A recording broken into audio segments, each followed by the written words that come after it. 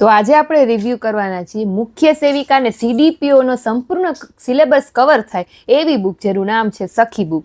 હું તમને આગળ વિડીયોમાં દેખાડું કે આ સખી બુક છે એમાં શું કન્ટેન્ટ આપેલું છે, ટોટલ કેટલા પેજની બુક છે અને આની ક્વોલિટી કેવી છે પેજની. તો ચાલો વિડીયોની શરૂઆત કરીએ. વિડીયોમાં મારી સાથે જોડાયેલા રહેજો અને તમારે આને પરચેસ કરવી હોય તો ડિસ્ક્રિપ્શનમાં લિંક પણ એડ કરી દઉં છું, ત્યાંથી તમે પરચેસ પણ કરી શકશો.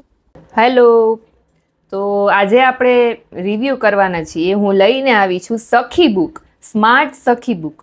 એટલે કે જે ઉમેદવાર છે, જે ફિમેલ છે, મુખ્ય સેવિકાની અને સીડીપીઓ માટે જે તૈયારીઓ કરે છે, તો મુખ્ય સેવિકા અને સીડીપીઓ માટે જગ્યાને લગતી માહિતીની શ્રદ્ધેય બુક છે અને એ પણ નવા બદલાયેલા સિલેબસ મુજબ, એટલે કે લેટેસ્ટ એડિશન 2025ની જ બુક છે.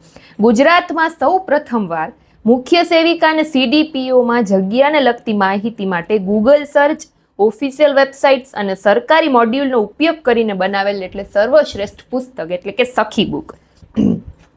ઓપન કરશી આપણે. સૌથી પહેલા તમને અહીંયા જોવા મળશે ઇન્ડેક્સ. મુખ્ય સેવિકાનો જે બદલાયેલો નવો સિલેબસ છે એ પણ તમને આમાં આપેલો છે, એટલે તમારે સર્ચ કરવાની જરૂર ના પડે કે શું સિલેબસ છે. સીડીપીઓનો સિલેબસ છે એ પણ આમાં આપેલો છે, બરાબર. હવે અહીંયાથી શરૂ થાય છે ઇન્ડેક્સ. એમાં સૌથી પહેલા વિભાગ 1 છે. એમાં લખેલું જ છે કે આ તો વાંચવો જ પડશે. એમાં શું છે તો કે હું અને મારું પોષણ, મને મળતી સરકારી સહાય, માતાનો એક અંશ બાળક, મારી શારીરિક તકલીફો, વિવિધ રોગોનું બ્રહ્માસ્ત્ર, આંગણવાડીમાં ચાલતા કાર્યક્રમો, સરકારના આરોગ્યને લગતા કાર્યક્રમો.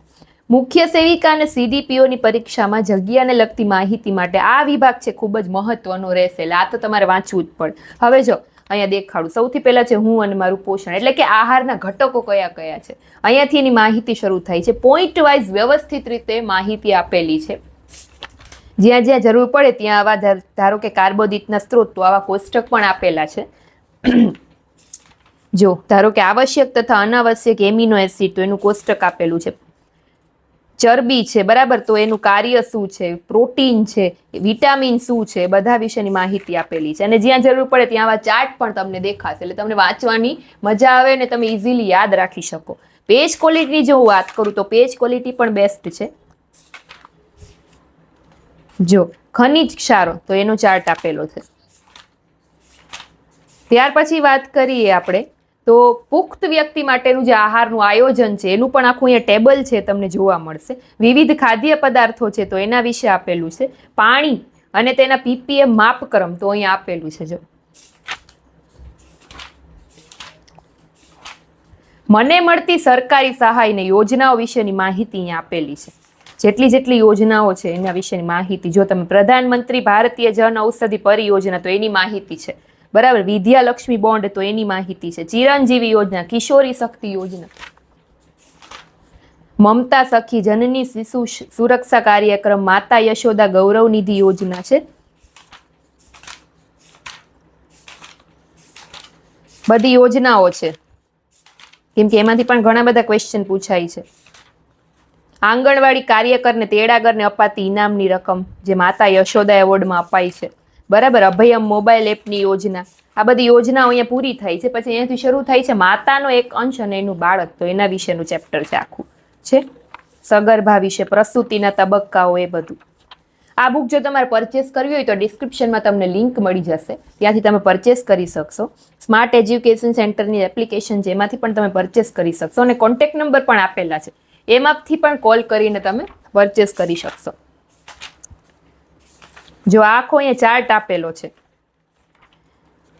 જેમ કે શારીરિક વિકાસ, તો જન્મ સમયનું બાળક, એનું વજન કેટલું હોવું હોય, એની ઊંચાઈ, માથાનો ઘેરાવો, જાતિનો ઘેરાવો, માનસિક વિકાસ, ખોરાકમાં શું આપવું હોય, તે આખું કોષ્ટક આપેલું છે, બરાબર. પછી આ છે મારી શારીરિક તકલીફ, એટલે કે વિવિધ રોગો વિશે વાત કરી છે. રોગો કયા પ્રકારના હોય એના વિશે પહેલા માહિતી છે. બેક્ટેરિયાથી થતા રોગો, તો એનું આખું કોષ્ટક છે ને અહીંયા ડિટેલમાં આપેલું છે. વાહકજન્ય રોગો છે, ડેન્ગ્યુ વિશે છે, બરાબર, બધા વિશે માહિતી. અછબડા, ઓરી, પછી કોરોના વાયરસ, એના વિશે પણ આવી ગયું છે. કોંગો ફીવર, ટૂંકમાં બધા રોગો વિશેની માહિતી છે. રસી અને એના શોધક, તો એનું કોષ્ટક છે. બાળકને આપવામાં આવતી ટોટલ જેટલી રસી છે, બધી રસી વિશેનું આખું ટેબલ છે. જો અહીંયા છે. પછી આગળ જઈએ તો આંગણવાડીમાં જે ચાલતા વિવિધ કાર્યક્રમો છે તો એનું આખું ચેપ્ટર છે. કયા કયા કાર્યક્રમો જે આંગણવાડીમાં ચાલતા હોય છે. સરકારના આરોગ્યને લગતા કાર્યક્રમો, રાષ્ટ્રીય બાળ સ્વાસ્થ્ય કાર્યક્રમ. પછી વિભાગ 2 એમાં તો કે આંગણવાડી વિશે જાણીએ, મારું કાર્ય મારી ફરજ, આંગણવાડીની ઉપયોગિતા, આંગણવાડીનું ટાઈમ ટેબલ, જન્મજાત ખામી, બાયોમેડિકલ વેસ્ટ, વિવિધ દિવસોની ઉજવણી, ફૂલ ફોર્મ બધા આરોગ્યને લગતા કાયદા, એ બધું આમાં આપેલું છે. જો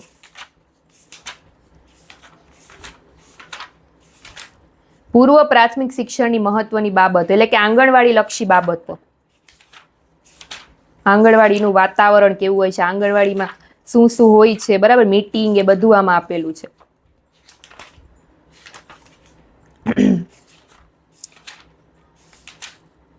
જો બાલ શક્તિ કાર્ડ, તો આ બધા કાર્ડ વિશે પણ આવી રીતે ફોટા સહિત તમને માહિતી. આ જન્મજાત ખામી એનું ચેપ્ટર છે. પછી આ બધા ફૂલ ફોર્મ અહીંયા આપેલા છે. ટોટલી બધા ફૂલ ફોર્મ આપેલા છે અહીંયા છે, કેમ કે એક્ઝામમાં એ પણ પૂછાઈ શકે. આરોગ્યને લગતા જેટલા પણ કાયદાઓ છે એ કાયદાઓ વિશે અહીંયા આપેલું છે. જો પછી આ બધા કોષ્ટક શેના છે, જેમ કે રોગ અને એની સારવાર, વાયરસ અને તેના દ્વારા થતા રોગ, બેક્ટેરિયાના પ્રકાર, તત્વો શેમાંથી મેળવાય, ગુજરાતમાં શાળા આરોગ્ય સપ્તાહની ઉજવણી, મહામારીની વહેંચણી, રોગથી અસરગ્રસ્ત થતા અંગો છે. ઘણા બધા ટેબલ તમે અહીંયા જોઈ શકશો.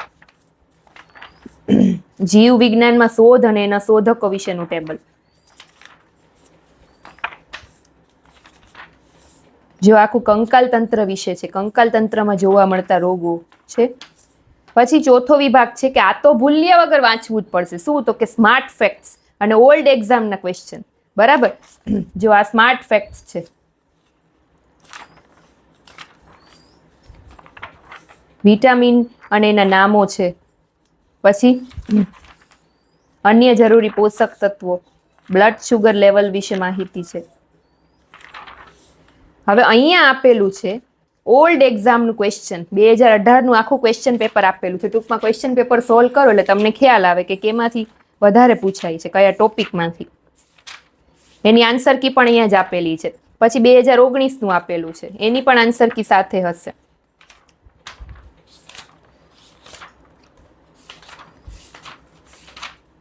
અને 2022નું આપેલું છે. એટલા ક્વેશ્ચન પેપર ટૂંકમાં PYQs છે આપેલા છે. અહીંયા તમારી બુક પૂરી થાય છે. ટોટલ પેજની જે વાત કરીએ તો 544 પેજની આખી બુક હતી. હવે સખી બેચ બુકની તો કે એનો એક બેચ પણ છે, એની પણ મેં એડવર્ટાઇઝ ઓલરેડી કરેલી છે. મારી રીલ તમે જોઈ શકશો ઇન્સ્ટામાં, એમાં યુટ્યુબમાં પણ મળશે. જો તમારે સખી બેચમાં જોડાવવું હોય તો એ રીલ જોઈ લેજો. આ મેં જેમ કીધું એમાં બુક છે, ડિસ્ક્રિપ્શનમાં તમને લિંક ને બધું મળી જશે. તો પરચેસ કરવી હોય તો ત્યાંથી કરી લેજો. ફરી પાછા આપણે મળીશું નવી બુકના કોઈ રિવ્યૂ સાથે. નવા હોય લોકો ખાસ ચેનલને સબસ્ક્રાઇબ કરી લેજો. Bye bye, thank you.